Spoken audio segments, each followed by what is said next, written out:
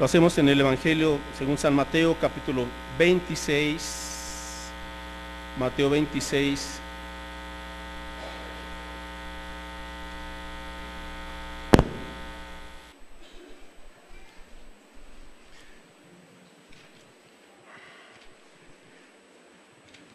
Los versos del 30 al 35.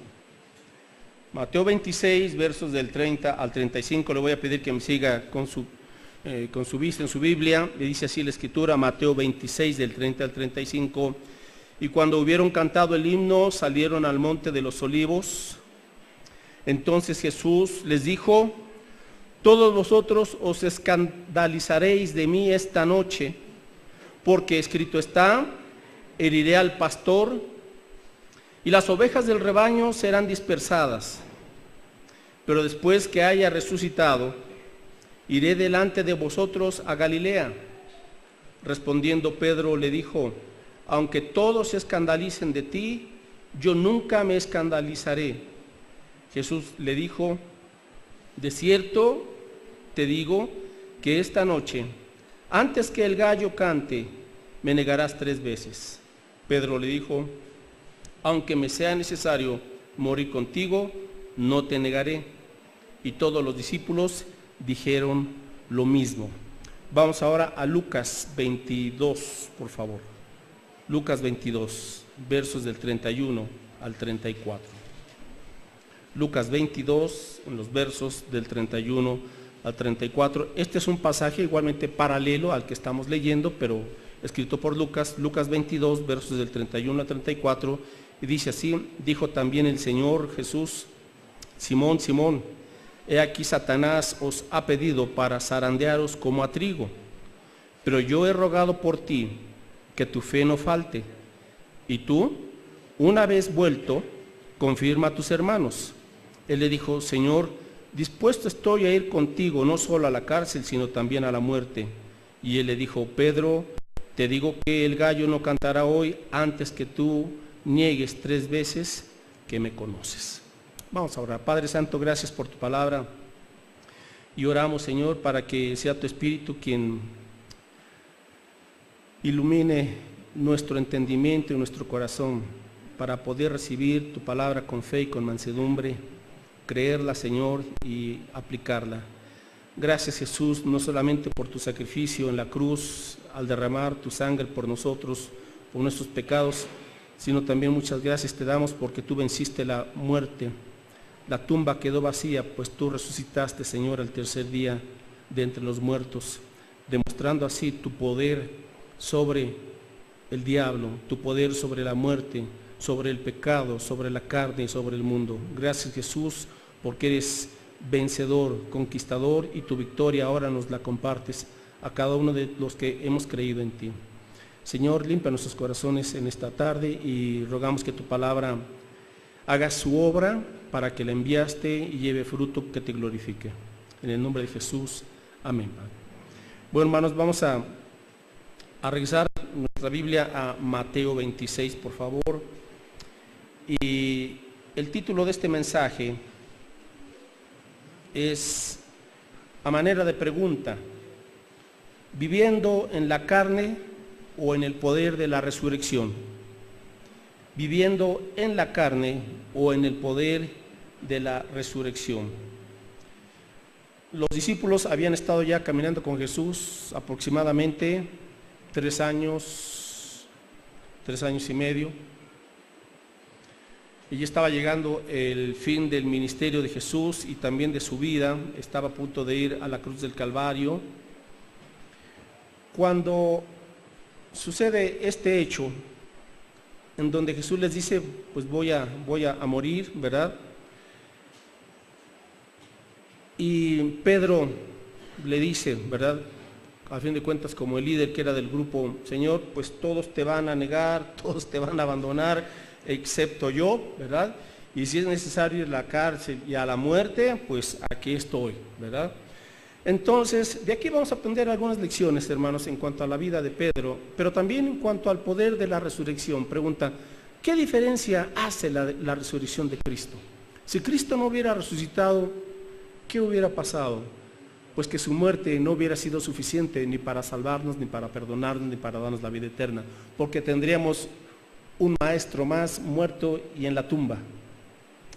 Pero la gran diferencia es que Jesús venció a la muerte y resucitó, y Él vive hoy. Él vive hoy y vive no solamente en el cielo, sino también ha hecho su habitación en el corazón de cada persona que se ha arrepentido de sus pecados y ha depositado su fe en Cristo como Señor y Salvador. Bueno, Pedro tuvo que aprender, mis hermanos, una lección que usted y yo vamos a tener que aprender. Es inevitable. ¿Y qué lección es esta?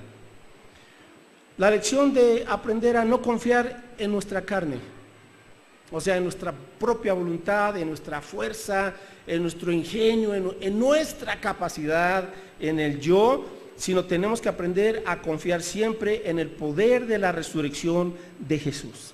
Ahora, ¿qué es esto del poder de la resurrección de Jesús? Gracias. Es lo mismo, mis hermanos, que el poder del Espíritu Santo, es lo mismo.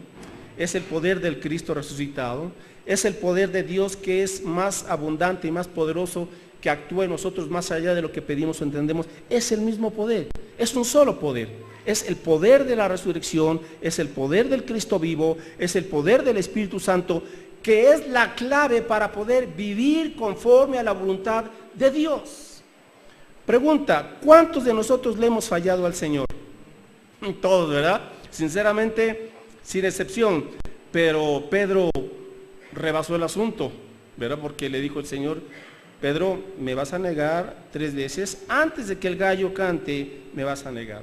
Bueno, vamos a aprender, mis hermanos, de esta situación aún de Pedro, en 2 grandes puntos. Número 1, los errores que Pedro cometió, y número 2, el segundo punto que vamos a ver es cómo Jesús restaura a Pedro, a pesar de sus errores. 6 errores vemos aquí, mínimo, y vamos a mencionarlos brevemente. Porque son errores, mis hermanos, que también atravesamos nosotros como cristianos. Ahora, recuerden, Pedro ya tenía más de 3 años de caminar con el Señor.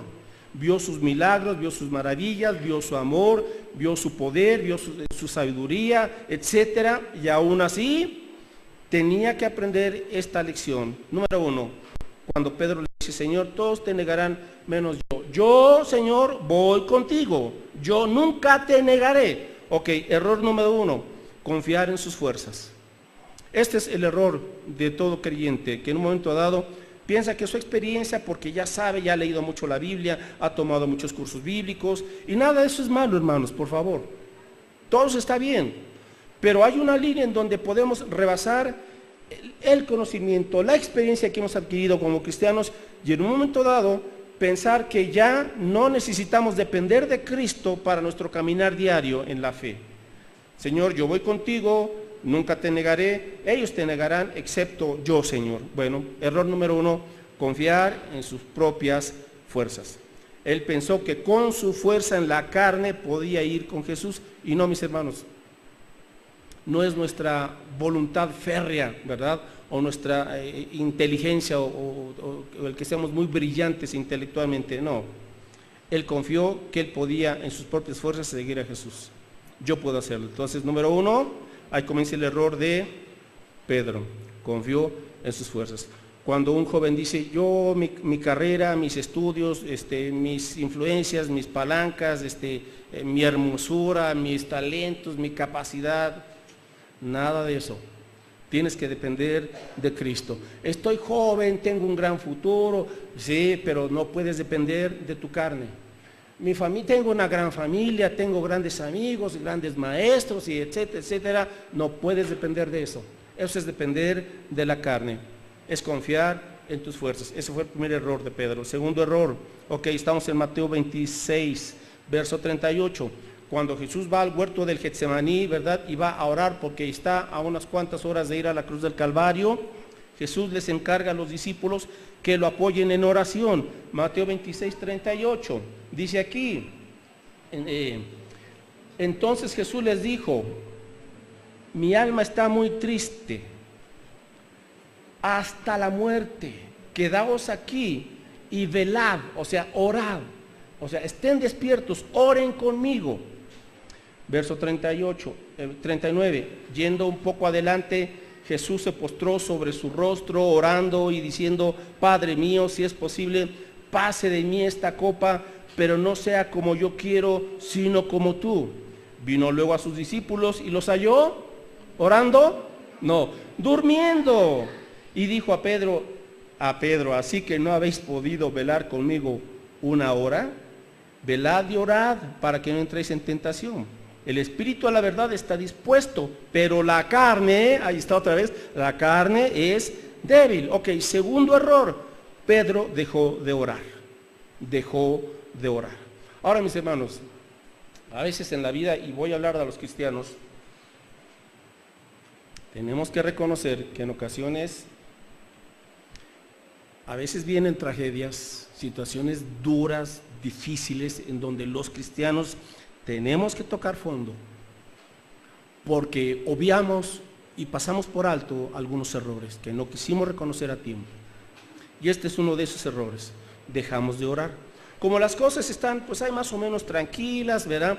Tenemos un sueldo seguro, comida segura, un techo, etcétera, etcétera, un respaldo de familiares, en fin, ¿verdad? Hay salud, dejamos de clamar al Señor. Segundo error, dejó de orar, se durmió en el huerto del Getsemaní, no pudo apoyar a su maestro tan siquiera una hora en oración. Ahora, mis hermanos, ¿qué le pasa a ese creyente que puede venir a la iglesia inclusive y no estar orando? Aparte ahí va un texto en Isaías 64:7, el peligro de no orar, el peligro de no estar en permanente oración, ¿verdad? Porque Jesús habla aquí de cuidado con la tentación. O sea, la tentación nunca va a descansar, por decirlo así, va a estar al acecho. Isaías 64:7, aquí nos da el profeta Isaías un texto tremendo sobre la importancia de orar, y dice aquí: nadie hay que invoque tu nombre, que se despierte para apoyarse en ti. Para eso es la oración, para entender que el único apoyo y fundamento y sostén de nuestra vida es Cristo. Dice, no hay quien se despierte para apoyarse en ti. Ahora, cuando habla de que se despierte es porque están dormidos. Por lo cual escondiste de nosotros tu rostro, Señor, y nos dejaste marchitar en poder de nuestras maldades. Las maldades tienen poder, sí, pero las maldades siempre marchitan. El pecado marchita el alma, el pecado marchita el espíritu, el pecado marchita la mente, el pecado marchita nuestra comunión con Dios, porque no estamos apoyándonos en Dios, porque no estamos orando al Señor. Hermanos, entonces el segundo error de Pedro fue que dejó de orar. Ok. Número 3, el tercer error de Pedro. Regresamos a Mateo 26. Mateo 26, ahí aparte ese texto, por favor. Verso 47. Mateo 26, 47. Del 47 al 51. Dice aquí: mientras todavía hablaba, vino Judas, uno de los 12, y con él mucha gente con espadas y palos de parte de los principales sacerdotes y de los ancianos del pueblo, y el que le entregaba les había dado señal diciendo: al que yo besare, ese es, prendedle. Y enseguida se acercó a Jesús y dijo: salve, maestro, y le besó. Aquí está el beso de Judas, ¿verdad? Bueno, verso 50, y Jesús le dijo: amigo, ¿a qué vienes? Entonces se acercaron y echaron mano a Jesús y le prendieron. Pero uno de los que estaban con Jesús, o sea Pedro, extendiendo la mano, sacó su espada e hiriendo a un siervo del sumo sacerdote, le quitó la oreja. Entonces Jesús le dijo: vuelve tu espada a su lugar, porque todos los que tomen espada, a espada perecerán. ¿Acaso piensas que no puedo ahora orar a mi Padre y que Él no me daría más de 12 legiones de ángeles? Pero entonces, ¿cómo se cumplirían las escrituras de que es necesario que así se haga? Ok, tercer error. ¿Cuál fue el tercer error de Pedro? Que actuó violentamente. Hermanos, cuando no confiamos en el Señor y confiamos en el poder de la carne, el creyente puede volverse violento, ¿verdad? Ahora, obviamente que cuando él ve que están por atrapar a su maestro, obviamente amaba a Jesús, ¿verdad? Pues saca la espada y a ver, acérquense, y el primero que se acerca fue al siervo del sumo sacerdote y le mochó una oreja, ¿no? Claro, después Jesús se la repuso, ¿verdad? Un milagro del Señor. Bueno, su misericordia es tremenda, es infinita. Y el Señor le dice, no, Pedro, guarda la espada, ¿verdad? Porque el que saca la espada y hiere con espada, pues le será devuelto de la misma manera. Entonces, tercer error, mis hermanos, es que cuántas veces nos encontramos bajo una cierta presión, ¿verdad? Presión familiar, presión laboral, presión X, y uno actúa iracundamente. Y de ahí vienen los conflictos, las contiendas y las represalias en la carne, porque no confía uno en que Dios puede defendernos y abogar por nosotros. La violencia engendra más violencia. Una buena pregunta, ¿cómo anda usted de carácter en su casa? ¿Tiene un carácter que explota rápidamente, fácilmente? A veces, hermanos, algunos podemos estar así, ¿verdad? El ruido, lo que sea, ¿verdad? Y pueden venir hasta palabras altisonantes, ¿verdad? Insultos, gritos, etcétera. Bueno, tenemos que, Señor, ayúdame, ¿verdad? Porque no puedo estar yo gritando en ningún lugar, mis hermanos, ¿verdad? Y no puedo estar actuando violentamente. Y se nos cierra, vamos manejando y alguien se nos cierra y, sí, pues ahora te voy, ¿verdad? Y se le cierra a uno. Estamos actuando con violencia. Aunque no nos conozcan, tenemos un testimonio que dar. Porque el mundo es muy pequeño, ¿sabe usted eso? ¿Cuántas veces nos hemos encontrado por ahí alguien conocido? Caray. Y yo que pensé que aquí no había nadie conocido, pues sí, fíjese que el mundo es muy pequeño y mejor que nos vean siempre con un buen testimonio, ¿verdad? Y no haciendo algo incorrecto. Ok, entonces su tercer error fue que actuó con violencia. Cuarto error, vamos ahora a Lucas 22:54, que es un pasaje paralelo a lo que estamos leyendo. Lucas 22:54. Y el cuarto error de Pedro lo encontramos aquí, Lucas 22:54. Y prendiéndole, o sea, a Jesús, le llevaron y le condujeron a casa del sumo sacerdote. Y Pedro, ¿qué? Le seguía, ¿cómo? De lejos. Aquí está el cuarto error, mis hermanos. Pedro comenzó a seguir de lejos a Jesús. ¿Cuántos creyentes, verdad? Y ya estamos hablando de creyentes que han nacido de nuevo. En un momento dado en su vida, esa comunión que tenían con el Señor, esa pasión, ese primer amor, se va enfriando poco a poco, y usted llega al momento en el cual, sin percatarse y sin nunca proponérselo, comienza a seguir a Jesús, pero de lejos. ¿Qué significa esto? Hay creyentes que siguen a Jesús, entre comillas, por temporadas. Los vemos aquí en Semana Santa, como algunos de ustedes comprenderán.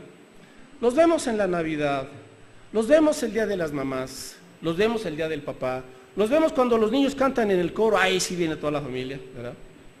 Siguen de lejos a Jesús, por temporadas.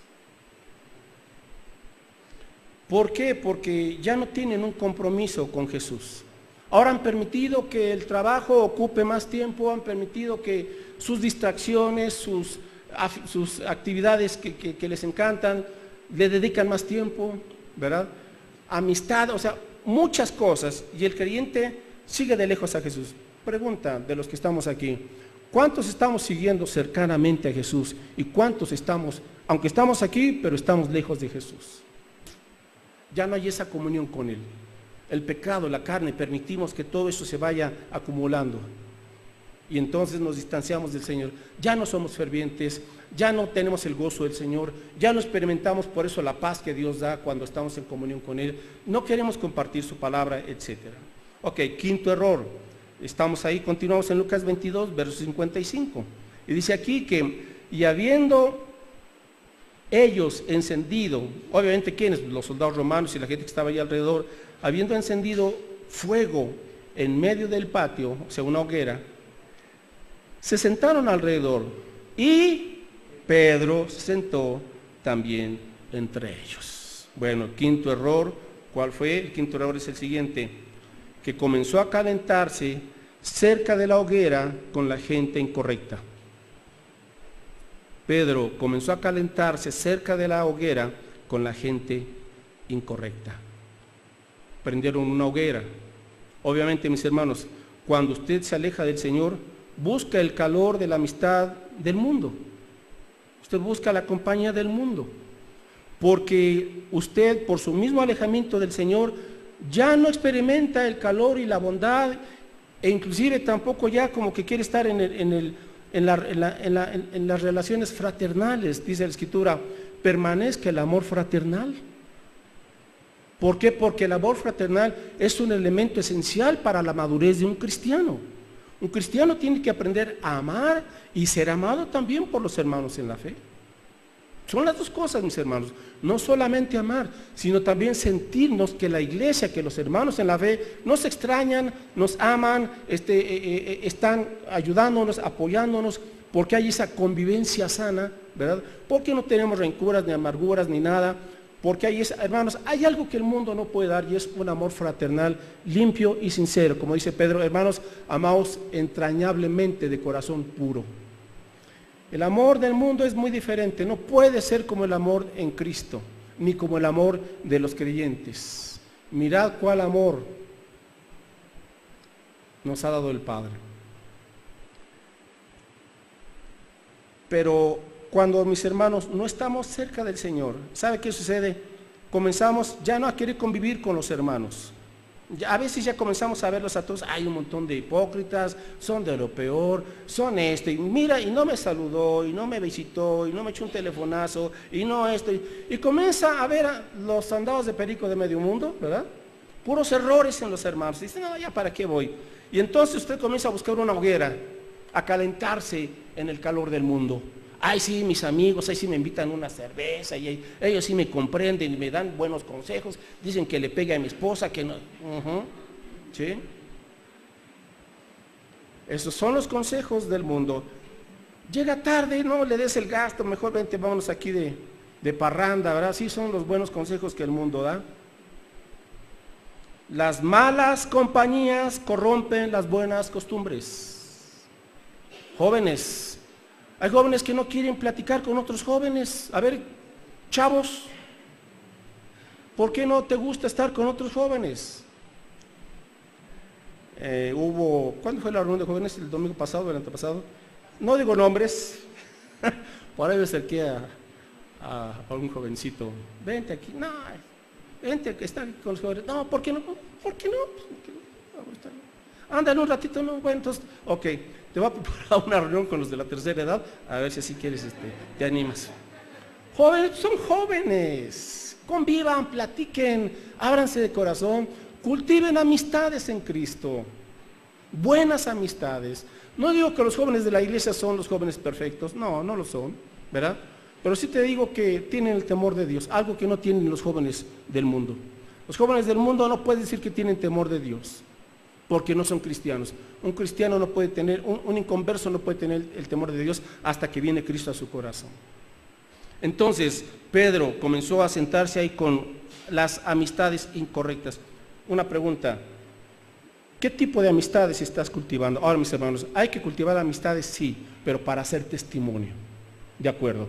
No estoy diciendo que nos aislemos de la gente sin Cristo, porque entonces ¿a quién le vamos a predicar? Sí, tenemos que estar con la gente sin Cristo, pero escuche bien, que ellos se calienten en nuestra hoguera, en la hoguera del amor de Cristo. Y no tú vayas a su hoguera a calentarte, ya a buscar amistad y a buscar compañía, y al ratito ya quieres andar con alguien que no es cristiano o cristiana.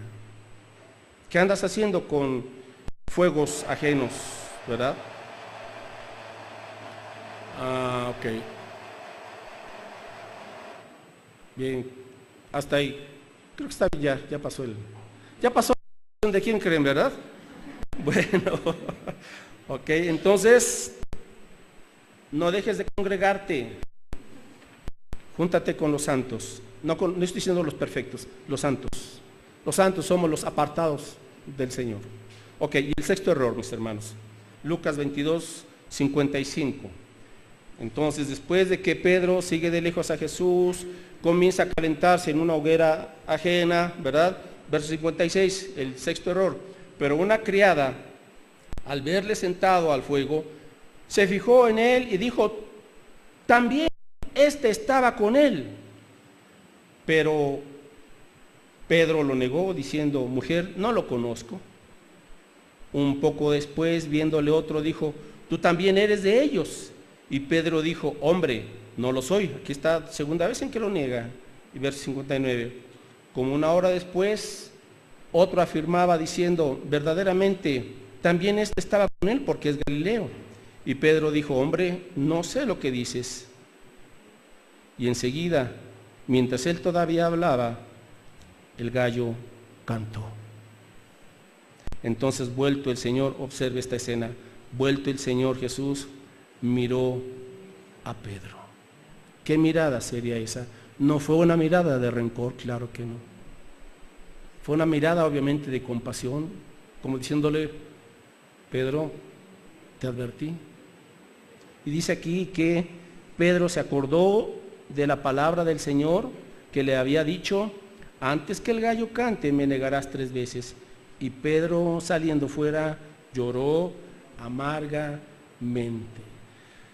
Hermanos, no nos damos cuenta a veces de lo mal que estamos hasta que llega la tragedia, hasta que llega la enfermedad, hasta que llega la crisis familiar, hasta que viene un quiebre financiero, hasta que llegan ciertos problemas fuertes para despertarnos, para hacernos entender que error tras error tras error no lo vemos nosotros como algo grave. Pero aquí llegó Pedro a esta situación porque fue un error y fue permitiendo otro error y así y asado. Cuando, hermanos, Jesús nos previene siempre. Escuche esto, siempre Jesús nos previene antes de que venga una situación dolorosa. Leíamos hace un momento, Pedro, ¿verdad? Satanás os ha pedido zarandearos como a trigo. Estamos en Mateo 22:31. Simón, Satanás os ha pedido zarandearos como a trigo. Aquí hay varias enseñanzas y quiero ser muy breve. Número 1, ¿sabía que Satanás tiene que pedirle permiso a Dios para atacarnos? Bueno, si no lo sabía, ya lo sabe. O sea, el hecho de que él ande como león rugiente no quiere decir que él se ha salido del control de Dios. No, claro que no. Él tiene que pedirle permiso para atacarnos, para tentarnos o para zarandearnos, ¿verdad? Y Pedro fue zarandeado. Pero aquí vemos en el versículo 32, a pesar, mis hermanos, de esas tentaciones y pruebas difíciles en la vida, contamos con la promesa del Señor. Pero, aquí está este precioso pero de Jesús. Pero yo he rogado por ti que tu fe no falte.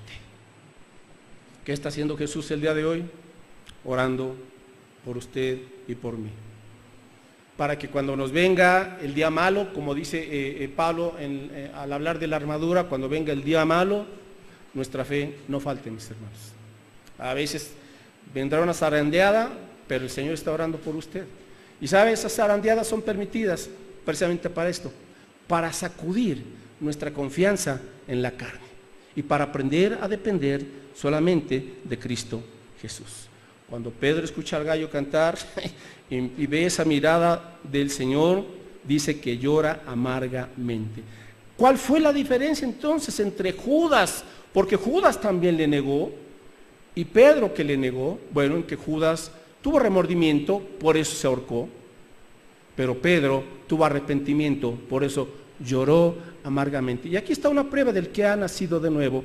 Cuando uno peca, uno se siente mal. Señor, esto no es mi naturaleza. Señor, te volví a desobedecer. Pero usted está arrepentido y busca al Señor. Ahí está la gran diferencia, mis hermanos. No somos la gente que no peca, no, hermanos. Pero ahora vamos a la segunda parte. Jesucristo restaura a Pedro. Ok, Cristo va a la cruz, sufre, da su vida, derrama su sangre preciosa, va a la cruz del Calvario, muere hasta derramar su última gota y posteriormente es sepultado. Desciende al Hades, ¿verdad? Al sepulcro, a lo más profundo del mundo, y ahí proclama su victoria. Él dice, Pedro, que él fue a predicar a los muertos. Ahora, ¿qué significa eso? No fue a predicarles para salvarles, no. Cuando él baja al centro de la tierra, él proclama su victoria, y él lo que hace es anuncia solamente su victoria sobre el pecado, sobre la muerte, sobre Satanás, sobre la tumba, sobre el mundo, victorioso. Y entonces Cristo resucita. Y dice la Escritura que cuando Él resucita, juntamente con Él, Él saca a la cautividad que estaba ahí en el paraíso, en el seno de Abraham. Y Él los lleva. Y se queda la otra parte de los condenados ahí en el Seol o el Hades. Ellos se quedan. Entonces, el Señor resucita, vence a la muerte. Y aquí está, mis hermanos, la otra parte, la importancia. ¿Qué diferencia hace la resurrección de Cristo en nuestra vida? Toda. Y le voy a decir por qué. Después de que Pedro llora amargamente, se van, se esconden, ¿verdad? El Señor resucita y se les aparece. Viene Jesucristo como que después de que hemos tenido un evento en la casa y después al día siguiente está todo el tiradero, ¿verdad? Después de que estuvo la familia por ahí, los invitados, se tiene usted que levantar y limpiar aquí, limpiar los vasos, barrer, todo. Eso fue lo que hizo Jesús después de su resurrección. Viene a levantar todo el tiradero y todo lo que hubo antes y durante su muerte. Comienza Él a restaurar a esos discípulos que estaban escondidos con temor. Se acerca y les dice: paz a vosotros. Pero vamos ahora a Juan 21, por favor. Juan 21. Jesús le había dicho a Pedro: ahora Pedro, yo voy a orar por ti, pero una vez tú que regreses vas a ocuparte de mis hermanos. Entonces ya Jesús sabía que Pedro iba a caer, iba a ser restaurado y que iba a ser una vez más recomisionado en esa gran comisión. Ok, Juan 21. Están ya los discípulos después de la resurrección, pero les cuesta trabajo todavía entender este punto. Juan 21:1. Después de esto Jesús se manifestó otra vez a sus discípulos junto al mar de Tiberias y se manifestó de esta manera. Estaban juntos Simón Pedro, Tomás, llamado el Dídimo, Natanael, el de Caná de Galilea, de los hijos de Zebedeo, y otros dos de sus discípulos. Simón Pedro les dijo: voy a pescar, y ellos le dijeron: vamos nosotros también contigo. Fueron y entraron en una barca, y aquella noche no pescaron nada. A ver, el Señor los había llamado para ser pescadores de hombres, pero después de ese fracaso, regresan a su vida anterior. A veces, mis hermanos, cuando tenemos tropiezos y grandes caídas en la vida, queremos regresar a lo antiguo. El Señor les había dicho: no, ya no van a ser pescadores de peces, yo los haré pescadores de hombres. Ahora, mis hermanos, cuando Dios dice algo, Él lo cumple. Y Él viene y se acerca a esos discípulos que lo habían abandonado. Hermanos, qué grande es la misericordia de Dios. Oiga, ¿cómo contestamos cuando alguien nos es desleal? ¿Verdad que nos molestamos? Cuando alguien habló de nosotros, nos negó, nos torció la boca, etcétera, etcétera. Bueno, pues los discípulos lo dejaron solo. Bueno, pero aquí viene el Señor resucitado, con su gracia y misericordia abundantes, y se acerca a ellos. Y los ve pescando a los angelitos, cuando ellos debieron de haber estado extendiendo el reino de Dios. Bueno, va, se acerca a ellos. No habían pescado nada para que ellos entendieran que separados de mí nada podéis hacer. Se acercan y hace una pregunta: ¿tienen algo de comer? ¿Cómo decirles: a ver, qué pasó con ustedes? No, Señor, no hemos pescado nada. Estuvimos toda la noche. Verso 6. Y el Señor vuelve a decirles: echen la red a la derecha de la barca y hallaréis. Entonces le echaron y ya no la podían sacar por la gran cantidad de peces.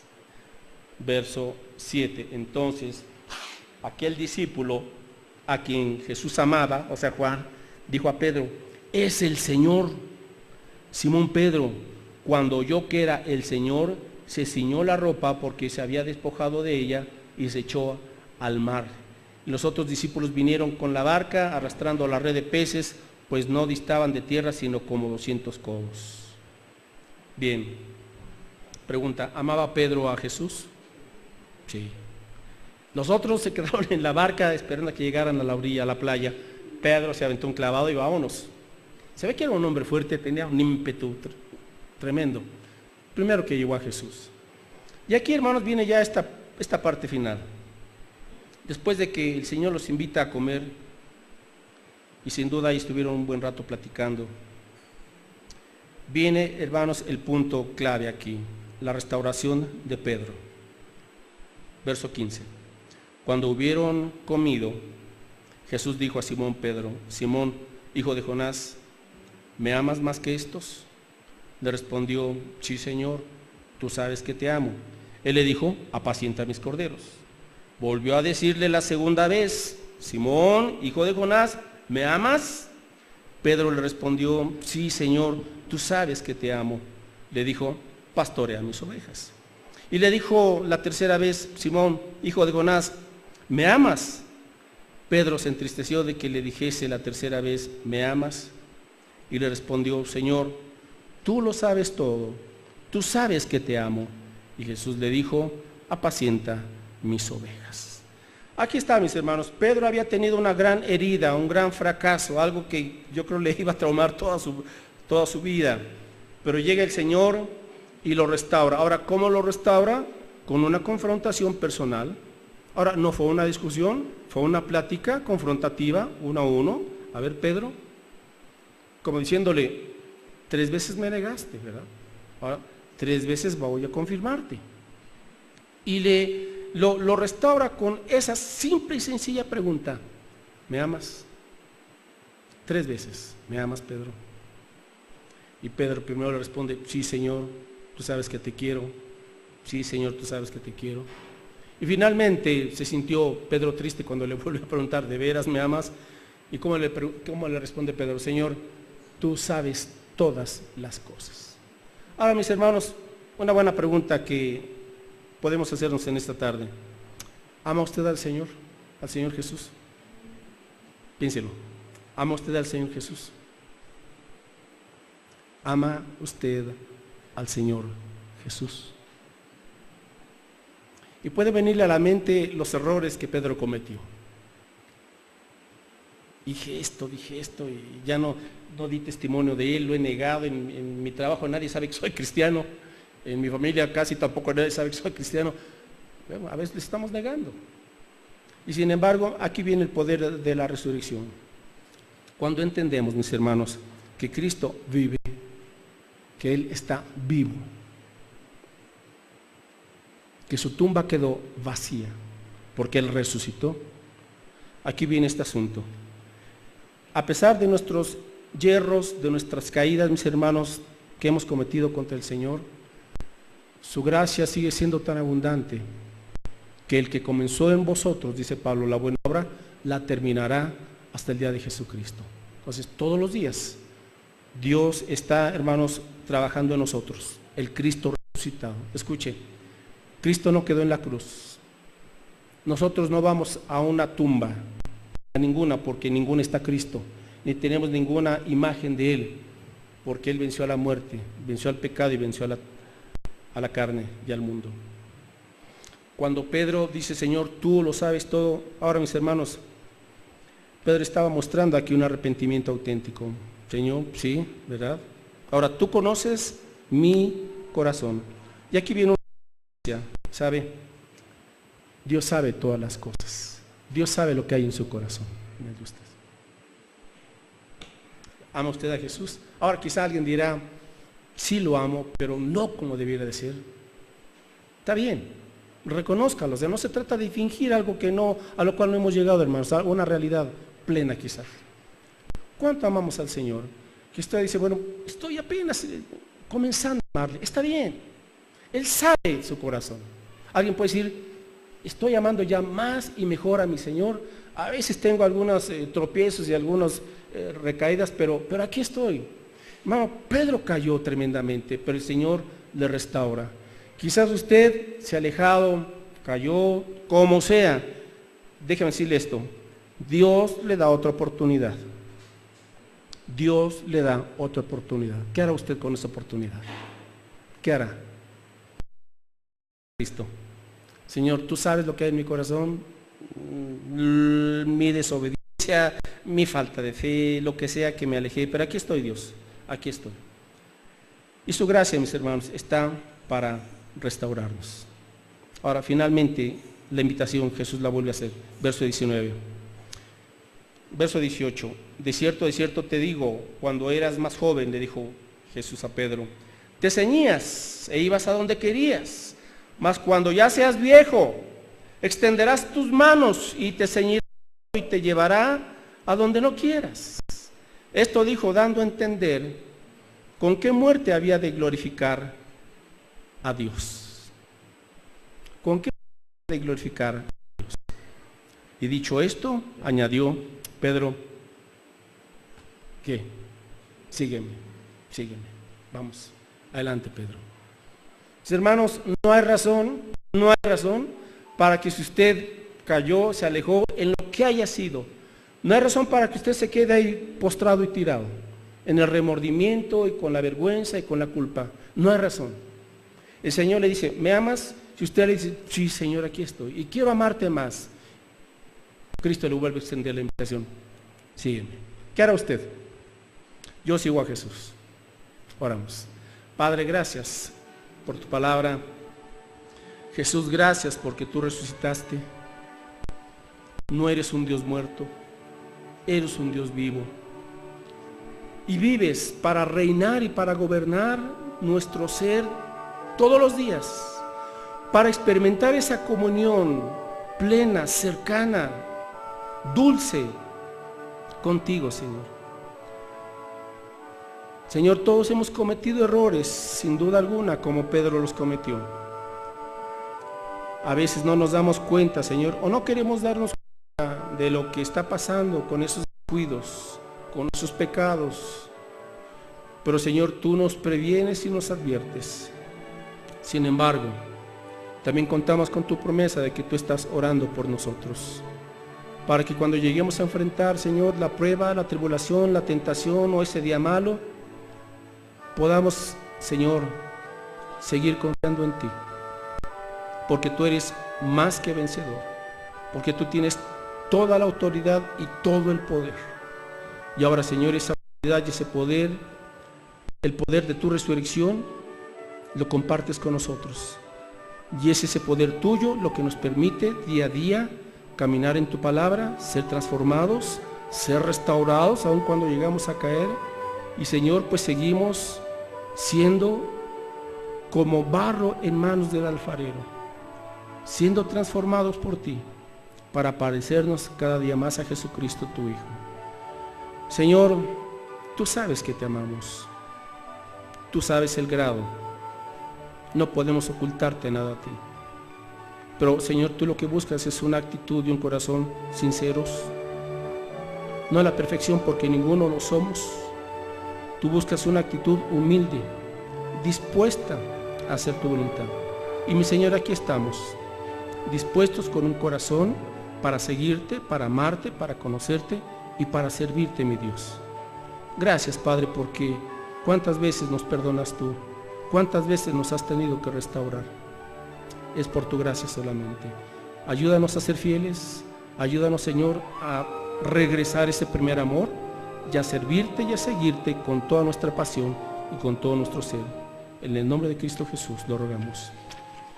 Amén, Señor. Amén.